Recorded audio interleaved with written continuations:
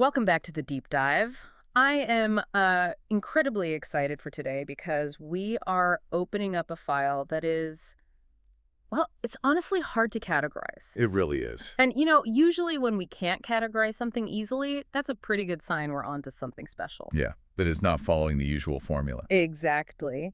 We are looking at a book called Soul in the Game, The Art of a Meaningful Life by Vitaly Katznelson. It is definitely a unique one. And Vitaly himself is a fascinating character to study. Right. I mean, let's just look at the bio for a second. On the surface, the guy is a hard-nosed value investor. He runs an investment firm, IMA, based in Denver. So he spends his days looking at, balance sheets, cash flows, market valuations, reading 10Ks, all that stuff. So you pick up this book, and maybe you're expecting, I don't know. The Intelligent Investor Part 2. Yeah. You're expecting stock tips, maybe some portfolio theory. And instead what you get is, well, a treatise on classical music, a deep dive into Stoic philosophy, a guide to parenting, and a memoir about growing up in the Soviet Union. It's this incredible mashup. It's like he took his entire brain and just put it on paper, but it works. It really, really works. It does, and there's this central thread that ties it all together. The core concept, yeah, this idea of soul in the game. Now, we've all heard of skin in the game, right? Nassim Taleb made that famous. Right. It's a concept that permeates the financial world. And look, skin in the game is essential. It means you have a financial stake in the outcome of your decisions. You've got something to lose. Exactly. If you're a fund manager, like Vitaly, you invest your own money alongside your clients. If they lose, you lose. It aligns incentives. Keeps you honest. It keeps you honest. It prevents what they call moral hazard. But Vitaly comes along and says that's just the baseline. That's the floor. It's just the absolute minimum. He's aiming for something significantly higher. He says, and this is the quote, "Skin in the game is about risk. Soul in the game is about identity." That is such a powerful distinction. It's the key distinction we need to start with. Soul in the game isn't just about losing money if you're wrong. It's about loving what you do so much that the work itself becomes an expression of who you are. It's a part of you. Yeah. It's about having what he calls sacred taboos, lines you will not cross for any amount of money because they violate your internal code. And ultimately, and this is crucial, it's about being a net positive to society. Positive. I love that phrase. It's such a simple but profound filter for your life, It is so powerful.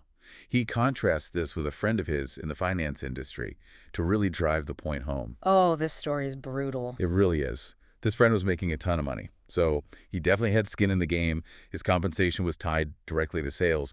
But he admitted to Vitaly privately that he was selling investment products he knew were garbage. Wow. He basically said, "I wouldn't sell this to my own mother." Oof. That's a tough thing to admit. So think about that. He had skin in the game, but he had absolutely no soul in the game. He was technically successful, maybe rich, but spiritually bankrupt. That is a haunting place to be. Rich, but completely empty. And to illustrate the opposite of that, what soul in the game actually looks like, Vitaly uses an example that seems like totally unrelated to finance. He talks about a sushi chef. Jiro Ono, from the famous documentary Jiro Dreams of Sushi. Yes, the 85-year-old master. I love that documentary. It's just beautiful. Vitaly is obsessed with this guy, and for good reason. Jiro runs a tiny, tiny restaurant in a Tokyo subway station. It has like, what, 10 seats? 10 seats, that's it. It has Michelin stars. People fly from all over the world to eat there, and it's in a subway station. And at 85 years old, Jiro is still trying to improve. He's not trying to franchise. He's not trying to cash out and buy a yacht. No, he just wants to make better sushi today than he did yesterday. That's his whole world.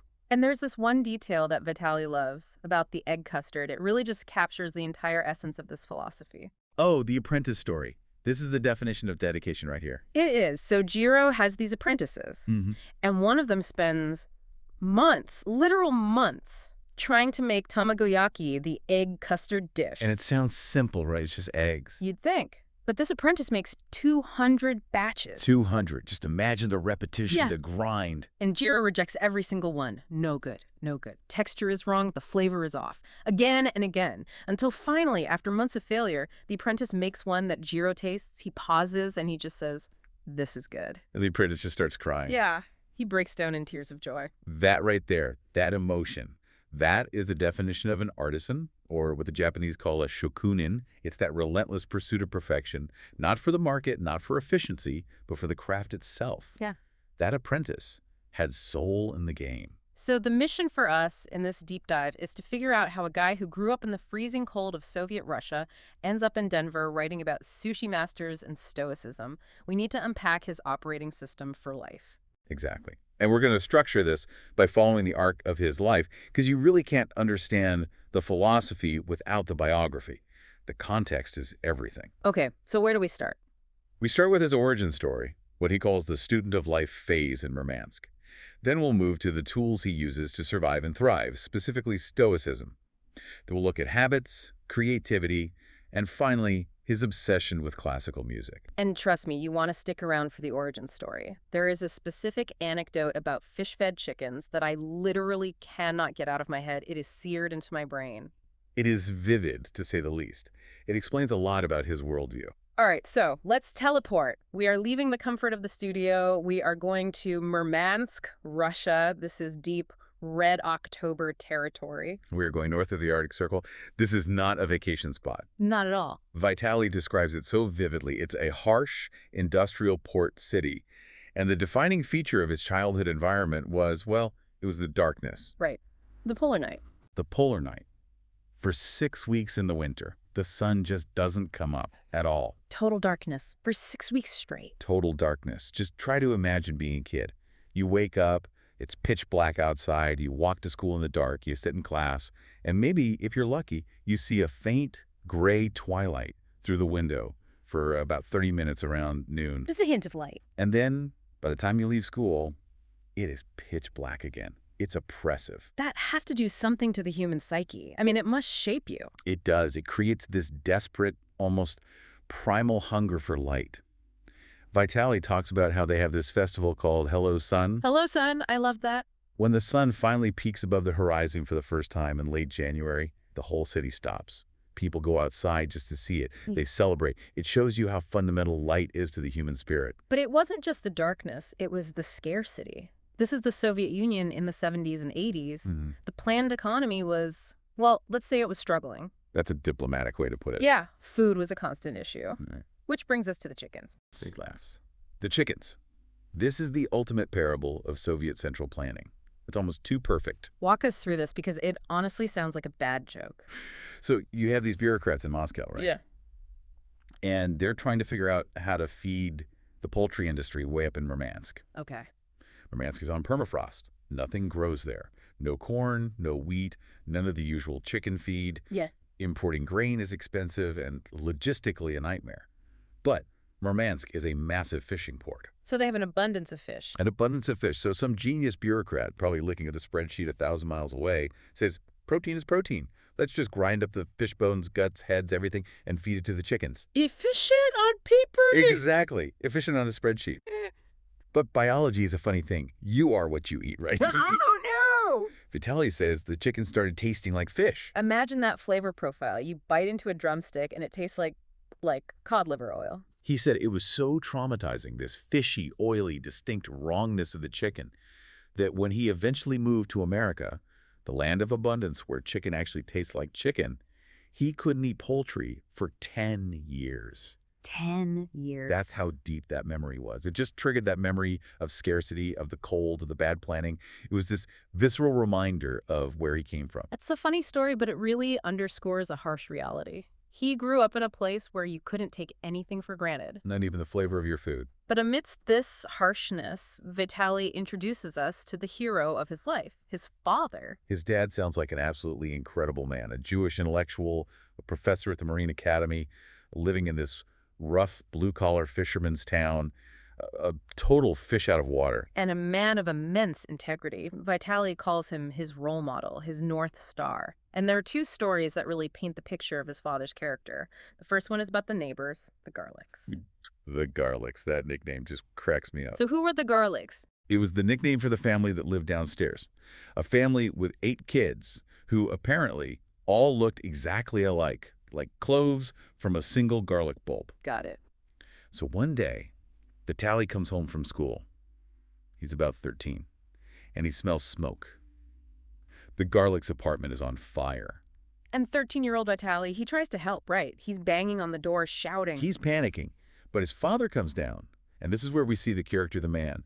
He assesses the situation instantly. He doesn't wait for the authorities. He doesn't worry about his own safety. He just breaks down the door, Wow. rushes into the burning apartment, and pulls out two little kids who are hiding under a blanket, absolutely terrified. That is just pure heroism, no hesitation. But here's the kicker. This is the soul in the game moment. While his dad was doing this, Vitaly had run upstairs to call the fire department. Okay, which is the smart thing to do. Right. So later, at a school ceremony, the fire department gives out an award. And they give Vitaly a watch, inscribed with the words, "For saving kids in a fire." Wait, Vitaly got the award for making the phone call? Yes, for dialing the phone. And his father, the guy who actually ran into the fire. What did he get? He eventually got a medal, but Vitaly notes that he never once saw it displayed. It wasn't on the wall. He never bragged to his friends. He never corrected the record to steal his son's glory. He just did it because it was the right thing to do. That level of humility is incredible. He didn't need the external validation. That is the foundation of Vitaly's philosophy right there. Doing the right thing when no one is watching or even when someone else gets the credit. It's all about your internal standards, not external rewards. That is incredible. And the second story, well, this one is much, much heavier. This is about resilience and loss. This is really the turning point in Vitaly's childhood. It is. It's a sequence of events that feels almost written by a cruel screenwriter.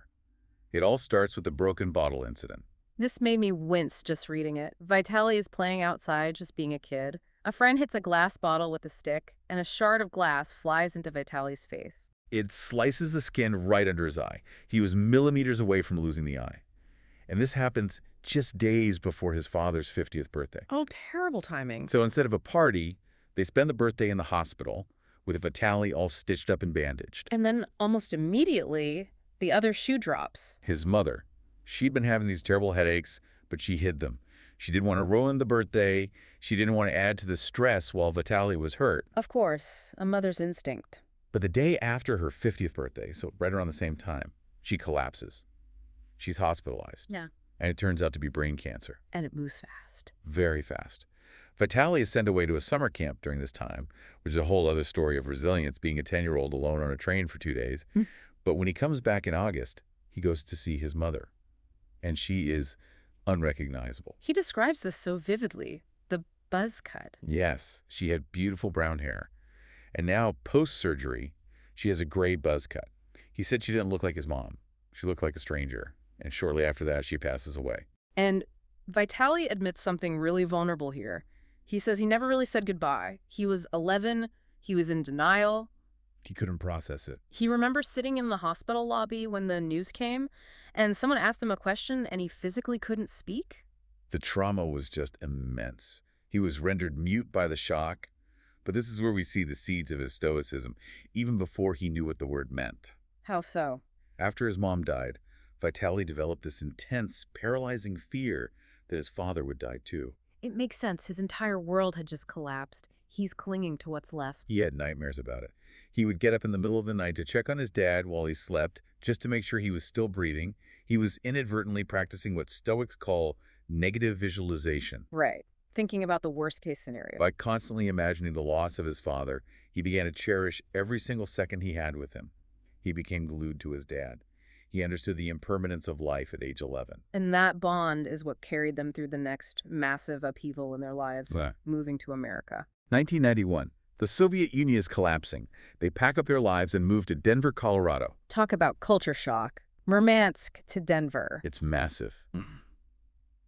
Vitaly talks about the difference in smiling. In Russia, the culture is one of, well, brutal honesty. If I don't like you or I don't know you, I'm not going to smile at you. A smile is earned. It means genuine affection. And in America. Everyone smiles. The cashier, the stranger on the bus, everyone. And he couldn't process it. He thought everyone was fake. He literally thought they were all liars. He couldn't understand why people were pretending to be happy to see him when they didn't even know him. And there's that funny backstory about his aunt, too. Growing up, he was taught that his aunt, who lived in the U.S., was a spy. Because of the propaganda. It was just constant. Right. So he called her a traitor. Then he moves to the U.S. and has this realization, oh, she just left to escape anti-Semitism and poverty. She's not a villain. But the move was so hard on his dad, and this is another one of those soul-in-the-game moments for me that really stands out. His dad was a respected professor in Russia.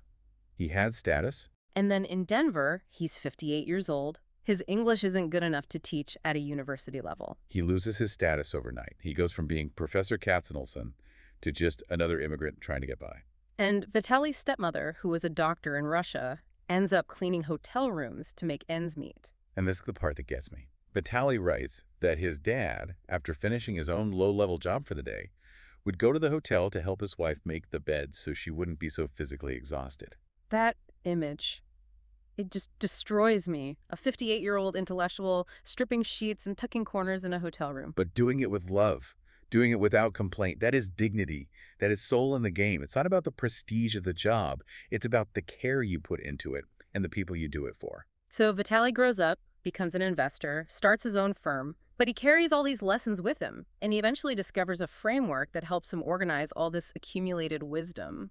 Stoicism. Yes, and he's very clear about this. Stoicism isn't a religion for him. It's his operating system. It's the software he runs his life on. And he clarifies right away that Stoicism isn't about being an emotionless statue, which is what I think most people assume. Right. That's the biggest misconception about Stoicism. People think it means being Spock from Star Trek. But Vitaly calls himself a volcano of feelings. He's a very emotional guy. If Stoicism required having no emotions, he would fail immediately. So what is it actually, if it's not about suppressing emotion? It's about minimizing unnecessary negative emotions to make room for positive ones. It's about clarity, not numbness. It's about processing emotions so they don't control you. It gives you a space between stimulus and response. Okay, so let's unpack the toolkit. He gives us some very specific practical tools. The first one is the dichotomy of control. This is Epictetus 101, the absolute foundation. Some things are up to us and some are not. It sounds so simple, but we mess this up constantly every single day. And he uses the example of his CFA exams. Yes, those are the Chartered Financial Analyst exams. They are notoriously brutal. Oh, I've heard. The pass rates are incredibly low. They are. So young Vitaly tied his happiness to passing the exam. He told himself, I will be happy if and only if I pass. Which seems logical. That's the goal, right? But passing is an outcome. It is largely external. You can't control the specific questions they ask. You can't control the grading curve. You can't control if the guy next to you has a coughing fit and distracts you the whole time. So he was setting himself up for anxiety because he was focusing on things he ultimately couldn't control. Exactly. The Stoic pivot, and he credits the writer William Irvine for this nuance, calling it the trichotomy of control, is to focus only on what you can control. So not the outcome, but the process. You can control your preparation, you can control your effort, you can control your study schedule. So your goal shouldn't be pass the exam. Your goal should be prepare as perfectly as possible. And if you do that, you've succeeded, regardless of the score you get back. Precisely. It internalizes the victory. You become the judge of your own success, not some anonymous exam board. It's a huge shift in mindset. Okay, that makes sense. Then there's the EJR framework. Event, judgment, reaction. This one is a game changer for daily stress and annoyance. Usually we think the sequence is just event, reaction. Someone cuts you off in traffic. Yeah. You get angry. It feels automatic. Like a reflex, cause and effect, stimulus, response. But the Stoics say, no. There is a crucial step in the middle. That's the judgment. The event itself is neutral. A car moved into the space in front of your car. That is just physics, metal and rubber moving through space. It has no inherent meaning. So where does the anger come from? The anger comes from the story you tell yourself about the event. The judgment. You say, that guy's a jerk. He disrespected me. He's dangerous. He thinks he's more important than me. That judgment creates the anger. The event didn't. So if you can change the judgment. You can change the reaction. Vitaly tells this perfect, relatable story about the rental car counter. Oh yeah, a classic travel nightmare we've all had. He arrives. He's tired from a flight. He had ordered a cool SUV. The clerk says, sorry, sir, we're all out. We only have a minivan left. Sobs. The ultimate dad defeat. The minivan. The old Vitaly, he says, would have exploded. This is incompetence. I demand my rights. Get me your manager. I think we've all felt that urge. But instead, he uses the framework. He catches what he calls the pre-emotion, that initial flash of annoyance you can't control, and then he consciously inserts a new judgment. He labels it. He says to himself, this is an external. I cannot control the rental car inventory. Getting angry will not magically manifest an SUV. It will only ruin the first day of my vacation. So he reframes it. Okay, a minivan, more room for the luggage, and he moves on. He actually suggests labeling things explicitly, like literally saying to yourself, this is an external.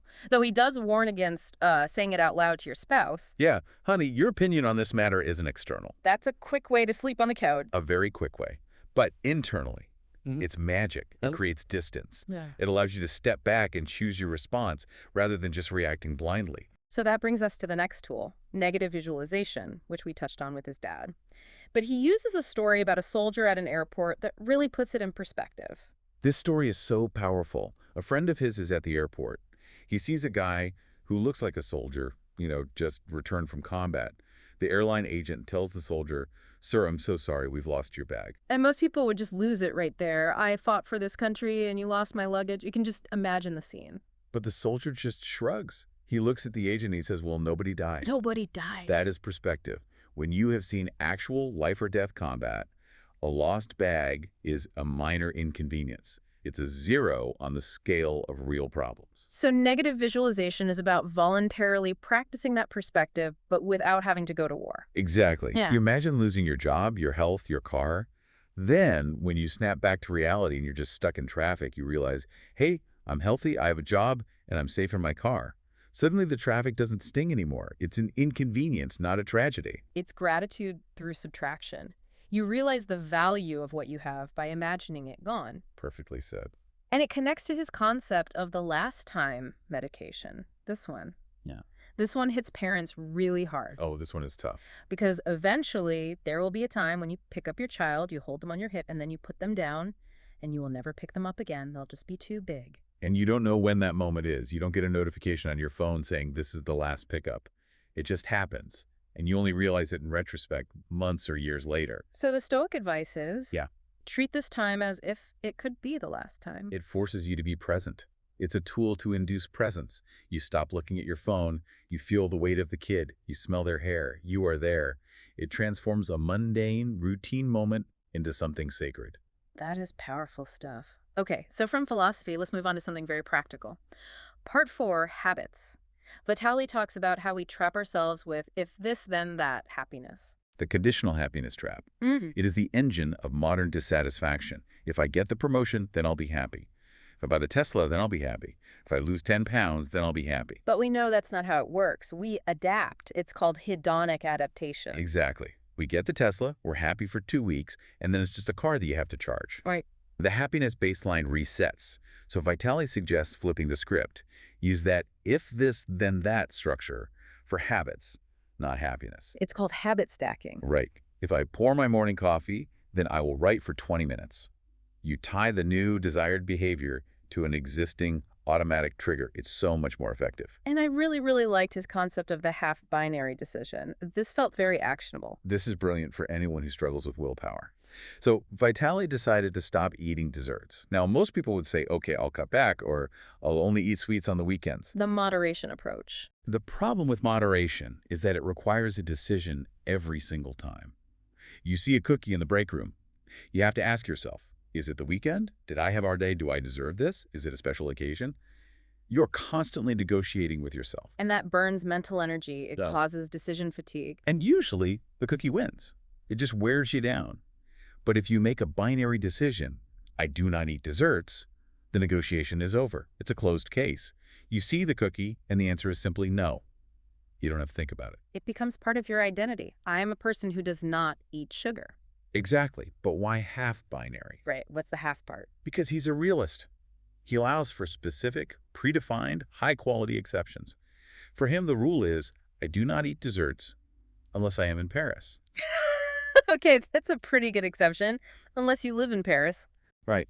But the point is, he doesn't waste his decision-making energy or his calories on the stale donuts in the office break room. He saves it for the truly exceptional stuff. But the day-to-day decision is removed. It frees up his brain for more important things like creative work. This is a great transition into part 5. Soul and creativity. Vitali is a prolific writer now. But he wasn't always. He talks about his first book draft, which he calls The Sumo Wrestler. Yes. When he wrote his first book, he was so terrified of not having enough to say or of missing something important that he just wrote everything. every thought, every tangent. He produced this 90,000-word manuscript. Which is a respectable length for a book. It's not crazy long. Except his editor looked at it and said, "This is unpublishable fat." It was bloated, repetitive, and completely unfocused. Ouch. That has to hurt. After all that work. For most people, that would be devastating. Right. But he applied stoicism. He didn't get angry. He didn't spiral into self-pity. He realized the draft was done. Yeah. It was in the past. It was an external. The only thing he could control was the rewrite.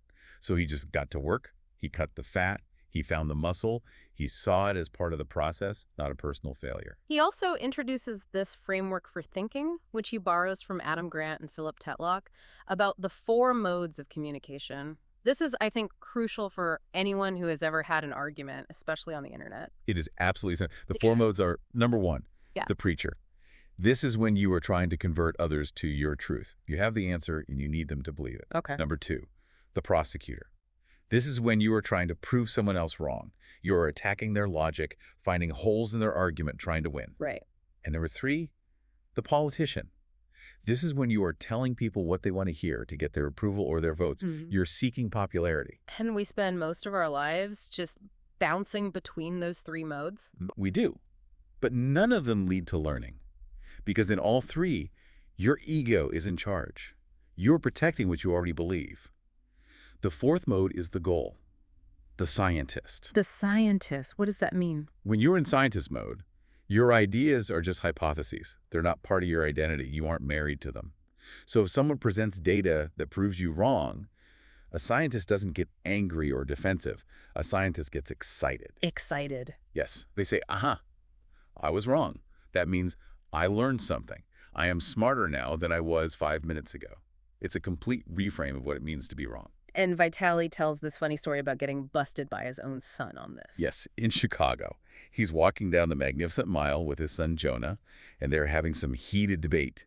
And Vitali knows he's winning the argument. He's digging in, making his points. And Jonah just stops walking, turns to him and asks, "Dad, are you in scientist mode?" Busted. By his own kid. Completely. Yeah. And Vitali had this moment of clarity where he realized he was in prosecutor mode. He was just trying to win, not to learn or understand. And being able to check your ego like that, that is essential for soul in the game. He also talks about environmental design, the donuts versus fruit idea. Yeah, this comes from the researcher Dan O'Reilly. The idea is simple. If you have donuts on your desk, every time you look at them, you have to make a choice. Don't eat the donut. That uses a micro amount of willpower. And willpower is a battery. It's a finite resource. It runs out. Exactly. Okay. If you resist the donut 50 times during the day, by 5:00 p.m., your battery is dead. You won't have the mental energy left to do deep work or be patient with your kids or go to the gym. But if you put a bowl of fruit there instead, you don't need willpower. You just eat an apple if you're hungry. So curate your environment to protect your energy. Make the right choice the easy choice. Precisely. You have a finite well of creative energy each day. Don't waste it fighting donuts. Or Twitter notifications. Or cable news. Okay, we have to talk about the last big section, part 6, Melody of Life, the music. This is the heart of the book for me, and it's probably the most surprising part for most readers. Why does a value investor care so much about dead composers? It seemed like such a leap. Because he sees their lives as the ultimate case studies in struggle, creativity, and soul in the game. Take Tchaikovsky. Vitali hated him growing up because his music was forced on him in Russia. It was the soundtrack of the state. Right, it had this official, sterile feel to it. But later in life, he revisited the music and realized Tchaikovsky was a master of emotions. His music wasn't just pretty. It was his therapy. It was his confession. He poured his depression, his hidden homosexuality, his intense longing and pain into the music. He had soul in the game because his life was the game. And he uses this great comparison between 2 pianists, Horowitz and Rubinstein, to talk about the difference between art versus craft. This is such a key distinction for any creative person. Craft is the technical skill. It's the scales, the repetition, the ability to play the notes perfectly and efficiently. Vladimir Horowitz was a neurotic perfectionist. He was the absolute master of craft. Right. Art is the fleeting light. It's the emotional interpretation. It's the connection with the audience. Arthur Rubinstein was the master of this. He practiced less, he enjoyed life, he drank wine, he had affairs. Sometimes he even hit a wrong note. But when he played, the audience felt it in their soul. So which one should we aim for? Art or craft? Vitali argues you absolutely need both. But you have to find your own balance. If you're all art and no craft, you're a mess. You have great ideas, but you can't execute them. If you're all craft and no art, you're a robot. You're technically perfect, but you have no soul. And he talks about the shadow concept, which I think a lot of people will relate to. Yeah, Bruckner. Poor Anton Bruckner. A great composer, but he lived in the shadow of Beethoven. He was terrified of criticism. He was constantly rewriting his symphonies because he was so insecure. So he had imposter syndrome. A massive case of it. Vitali uses this to talk about how we all feel like we're working in the shadow of giants sometimes. But having soul in the game means you do the work anyway. You create your own melody despite the fear, despite the shadows. We're nearing the end of our deep dive, and we have to mention the ending of the book itself. It's very unusual. Vitali kind of breaks the fourth wall. He does. He talks about what he calls the Degas problem. Edgar Degas, the famous painter, he couldn't stop painting. He would literally go to the houses of people who had bought his art and try to touch it up on their wall with his paints. No way. He couldn't let go. He loved the process too much to ever call something finished. And Vitali felt that with this book. Yeah, he didn't want to stop writing it, so he decided to view it as just volume 1. Life is an ongoing process. You're never done until you're dead. So this book is just a snapshot of where he is now, not his final word. That takes so much pressure off. And his final piece of advice in the book is this wonderful metaphor: stop eating sugar. And he's not just talking about diet, it's about your whole life. Sugar is the cheap dopamine. It's the outrage clicks. It's being in prosecutor mode. It's the anger at the rental car clerk. It's buying things to feel happy for 5 minutes. It tastes good for a second, but it leaves you empty. It leaves you empty and inflamed. Soul in the game is the nutrients. It's the struggle of the apprentice making 200 batches of eggs. It's the craft. It's the connection with your kids. It's the stoic acceptance. It's the real substance. Substance over sugar. Exactly. That's the whole philosophy in 3 words. So, as we wrap up, here is your challenge for the week. Adopt that student of life mindset. Try a half-binary decision on just one bad habit. And next time you're stuck in traffic, Just remember, nobody died. laughs mess. And maybe label that traffic jam an external. Vitali Katznelson's Soul in the Game. It's a beautiful, challenging, and really wonderful read. Thanks for diving deep with us. My pleasure. See you next time.